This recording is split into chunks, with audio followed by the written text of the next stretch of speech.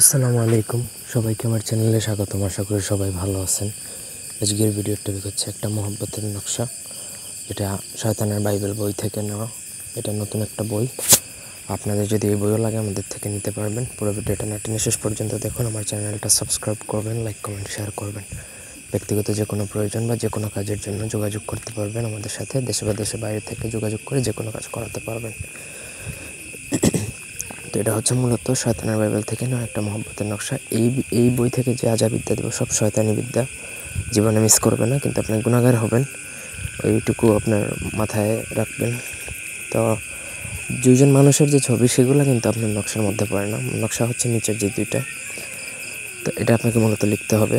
এটা লিখতে হবে হচ্ছে আপনাকে কাফনের কাপড়ের মধ্যে। দোকান থেকে কাফনের কাপড় কিনে আনবেন, সেই কাফনের কাপড়ের মধ্যে আপনাকে নকশাটা লিখতে হবে। নিজের একটু ব্লাড বা রক্ত একটু মেশাবেন, আর রক্তের সাথে কালি দিবেন হচ্ছে গুরুচন কালি। এই দুইটা কালি একত্রে মিশিয়ে তারপরে লিখবেন রক্ত আর গুরুচন কালি।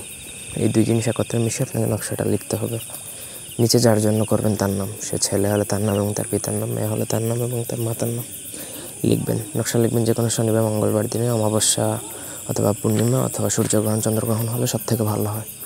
তারপর আপনাকে সেই নকশাটা যে কোনো কবরে দাফন করে আসতে হবে উলঙ্গ হয়ে। কারো কোনো সহায়তা বা হেল্প নেওয়া চলবে না, এইভাবেই আপনাকে দাফন করতে হবে।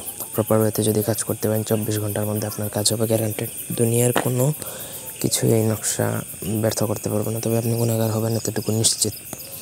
আশা করি বুঝতে পারছেন। এরপরে যদি কোনো অংশ বুঝতে অসুবিধা থাকে কমেন্ট করে জানাতে পারেন। ব্যক্তিগত প্রয়োজনে আমাদের সাথে যোগাযোগ করতে পারেন স্ক্রিনে দেওয়া নাম্বারে। ধন্যবাদ সবাইকে সাথে থাকার জন্য। আল্লাহ হাফেজ।